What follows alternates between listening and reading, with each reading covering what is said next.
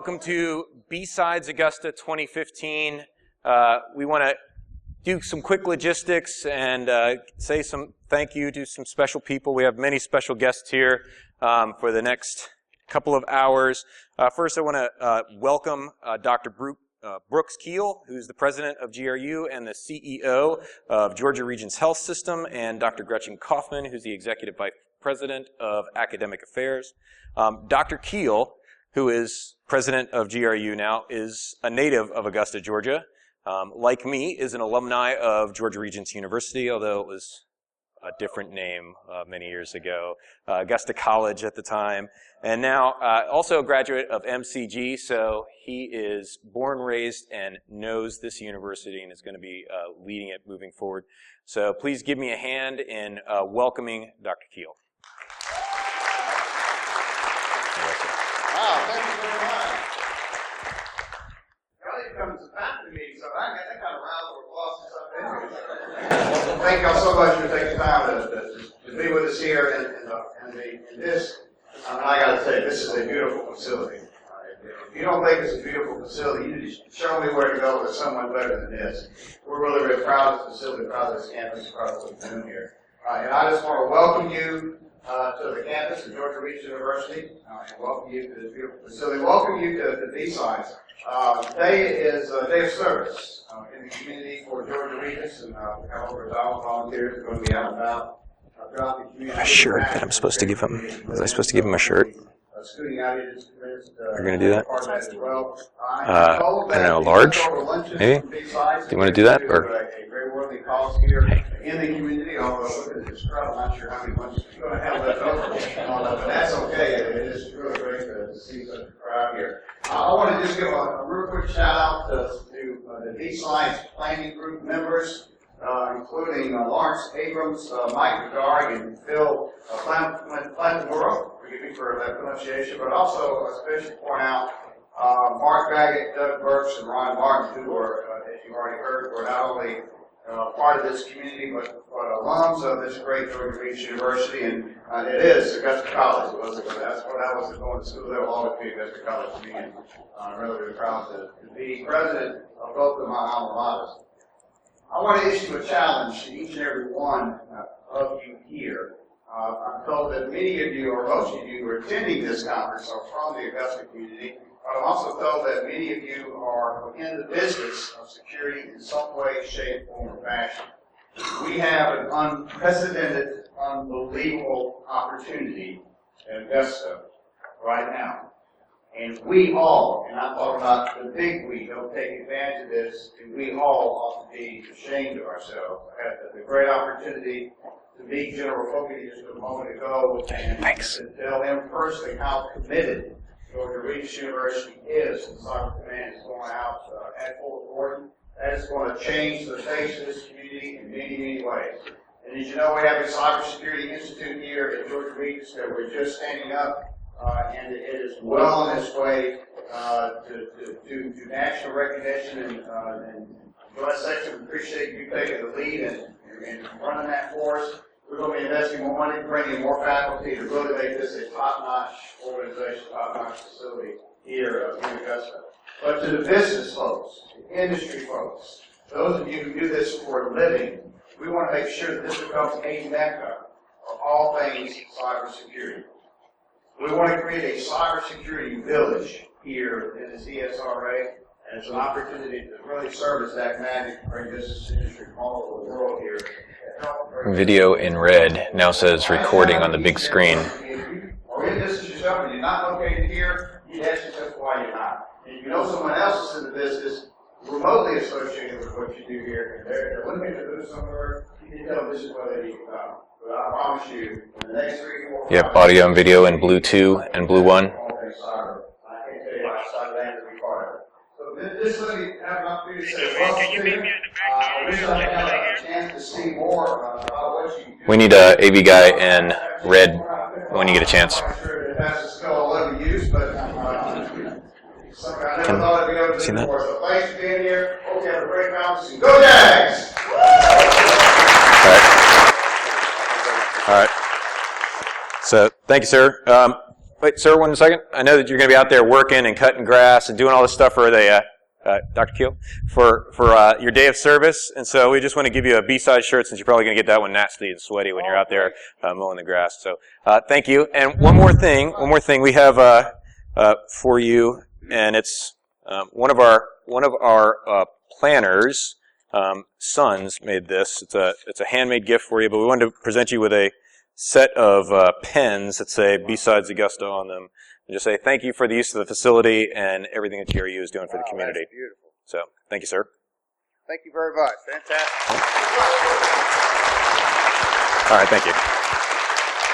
Okay, and now we have a very special guest. So, Major General Fogarty is also a native of Georgia, I think Savannah, Georgia. He was commissioned in 1983, and today Major General Fogarty is the commanding general for Fort Gordon and for the Cyber Center of Excellence. So please join me in giving a very special welcome to Major General Fogarty.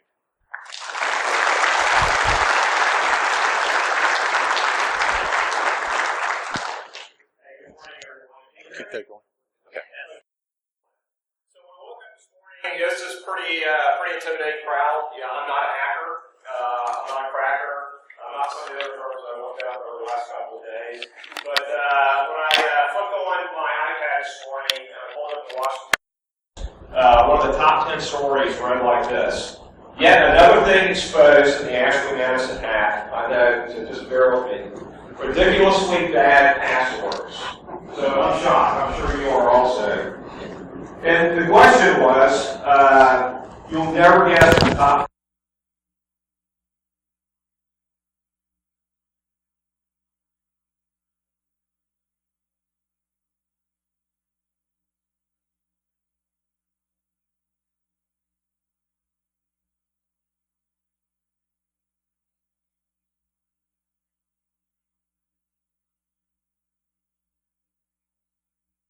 A hobbyist group, Science Sure Crime, and they actually went against the data they were able to download, and they cracked 11 million passwords.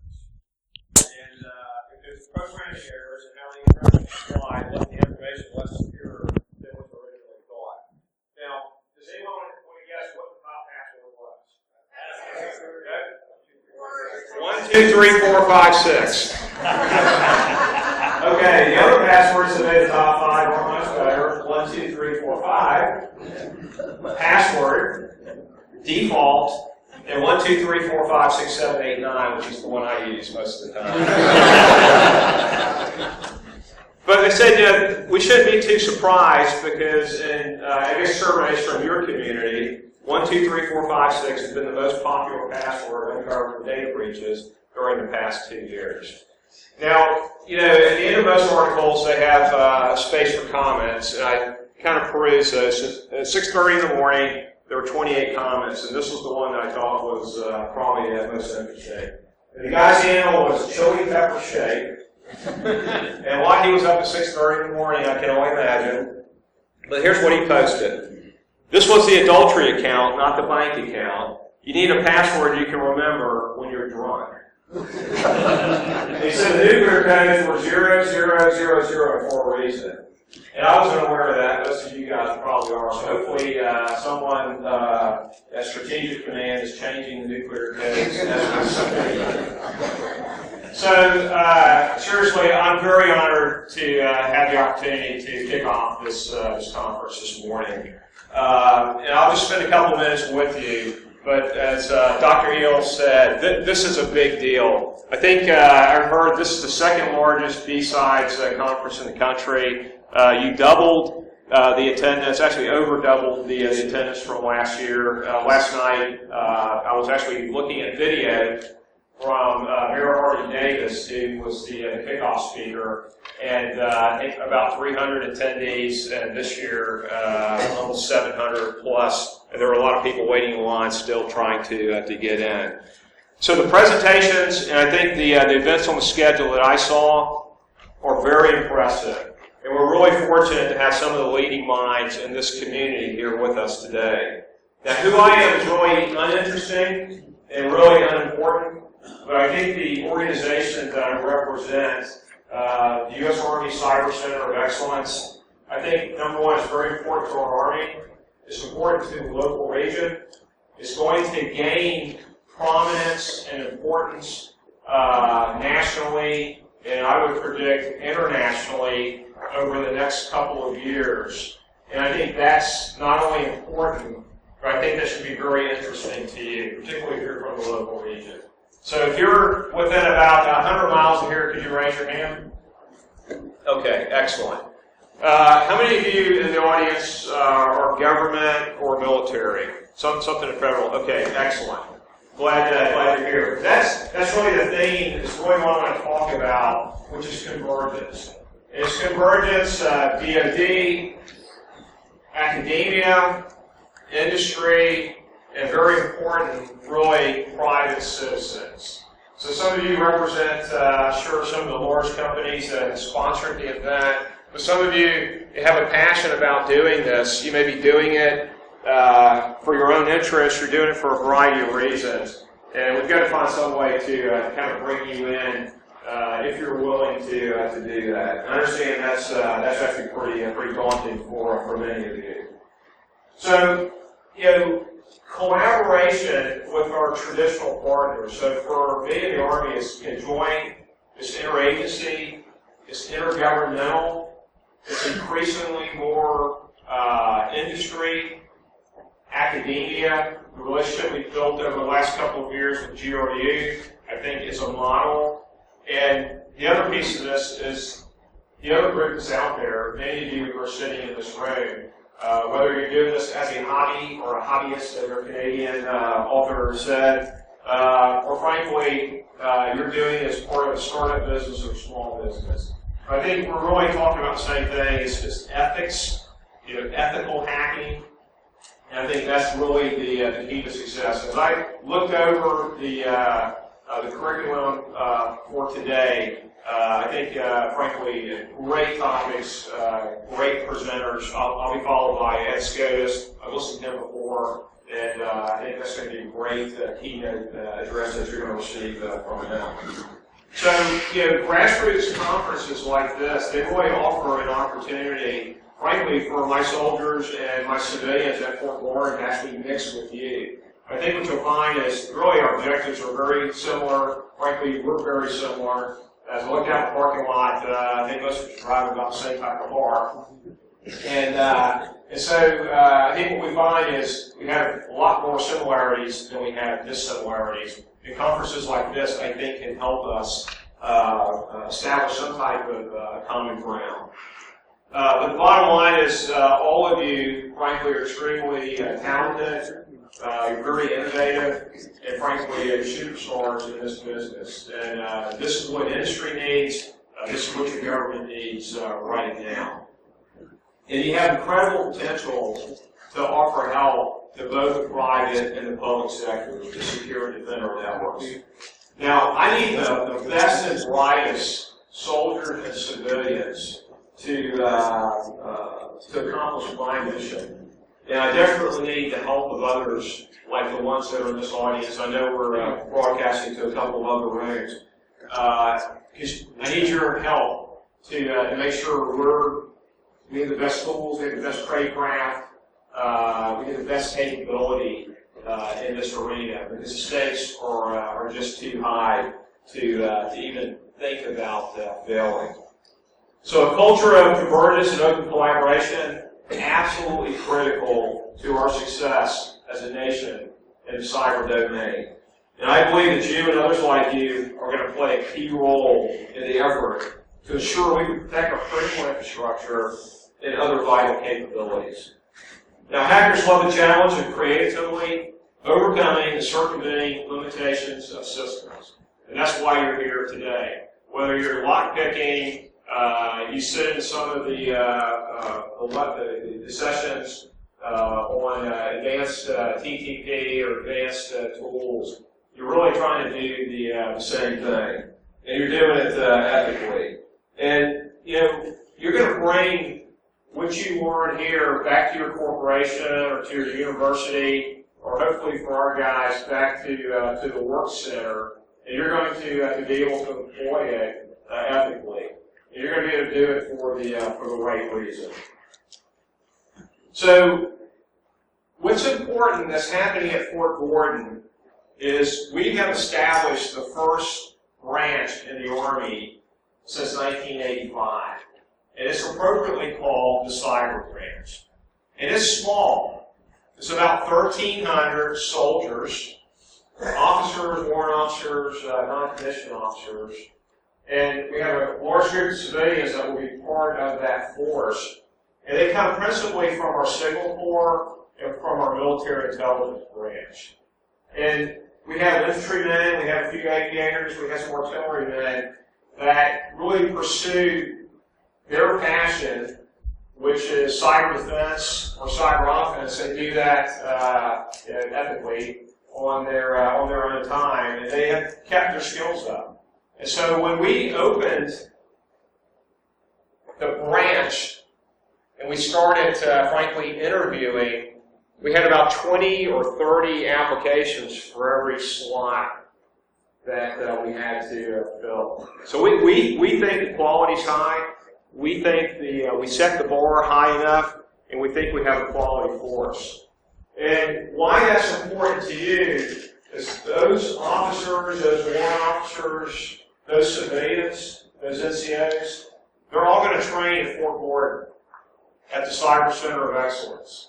And so the Army is making a huge investment in the hundreds of millions of dollars to develop the campus, to ensure that we have the right tools, that we have the right instructors, that we have the right curriculum.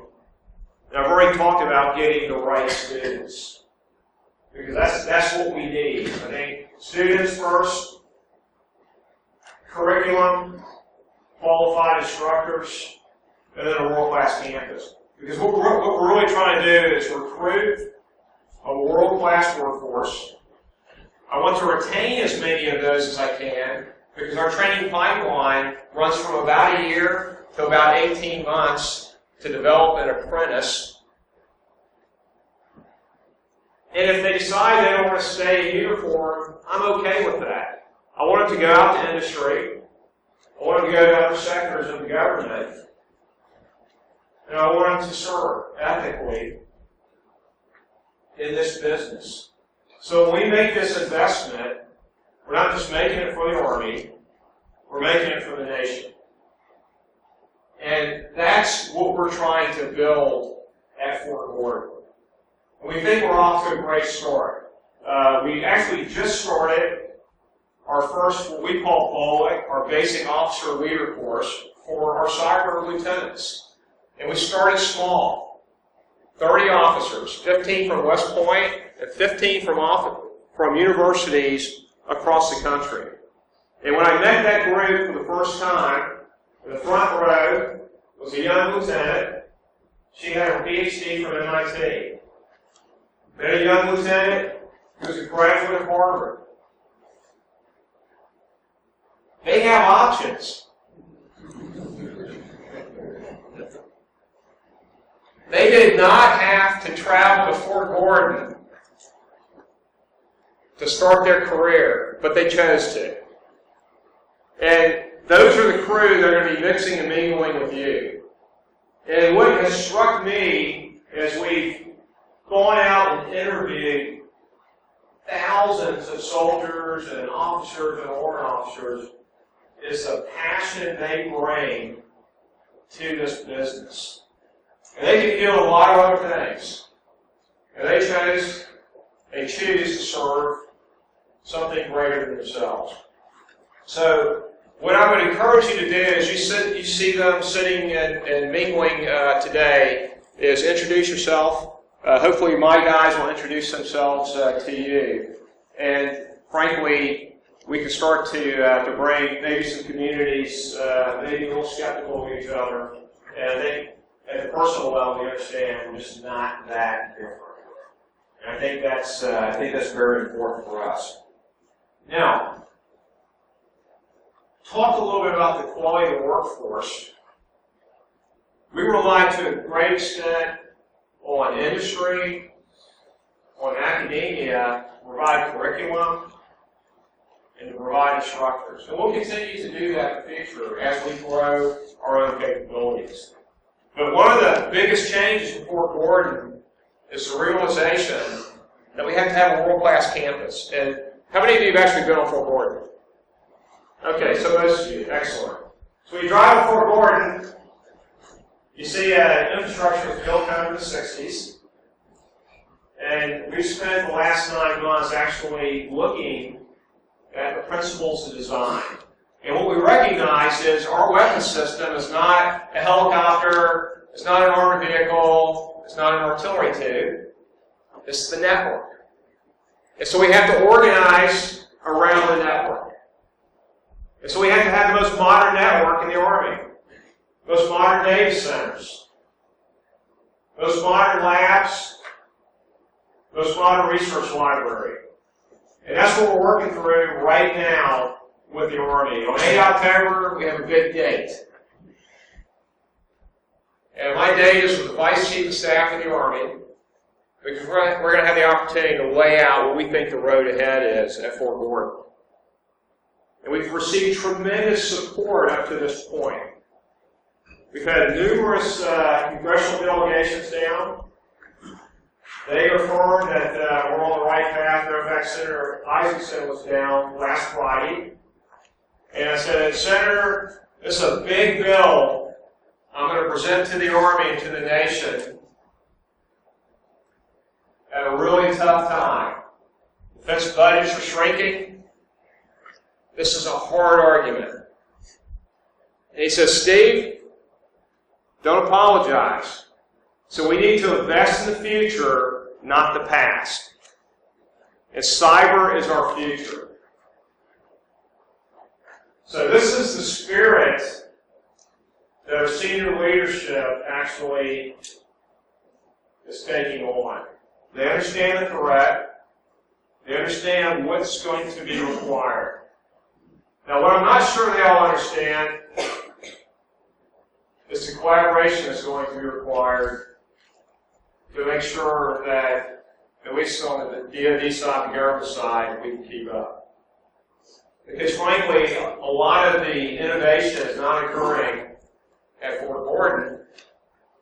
It's occurring in your home office, or it's occurring in the industry that you represent. It's occurring in groups of like-minded individuals who are trying to get after this problem in a very serious, very professional, very ethical way. And so we want to be part of that with you.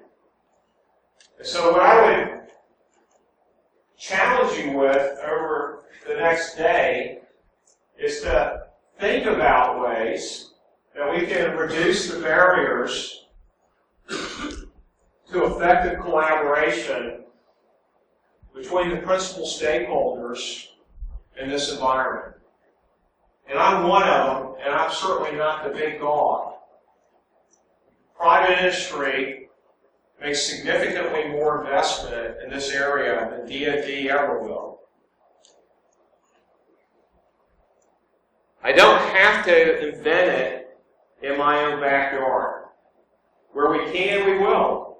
We'll have the bright minds. Yeah, I have a PhD from MIT. And they have very difficult problems. And what I want to be able to do is not fall behind. Where I can, I want to be able to leap ahead. I don't want to be surprised by disruptive capabilities. And in many cases, the sensors that are out there are sitting in this room and the other rooms scattered around the campus today. So I challenge you to meet and greet the great men and women that call Fort Gordon and the CSRA their home. They're your neighbors. They're committed to this community. They share a passion for something that's very important for our nation. They share a passion with you, so get to know each other. I'd like you to think about ways to reduce the barriers to communication, to to effective collaboration. I want you to have a lot of fun. I think most people are still out at the table picking lots. So you have to watch this on YouTube. I assume it will be posted there. And I want you to actually just enjoy this great campus. I want you to enjoy each other. I want you to enjoy the challenging topics that you're going to have the opportunity to walk through today. So thank you very much. It was truly an honor to have the opportunity to spend a couple of minutes with you. Truly an honor to represent the great men and women that call Fort Gordon and the Cyber Center of Excellence their home. If you haven't heard of us before, I think over the next couple of years you're going to start to hear a lot about us. And I welcome questions or comments as you start to understand what we're about, what we're doing, and we appreciate the opportunity to talk to you today. Thank you.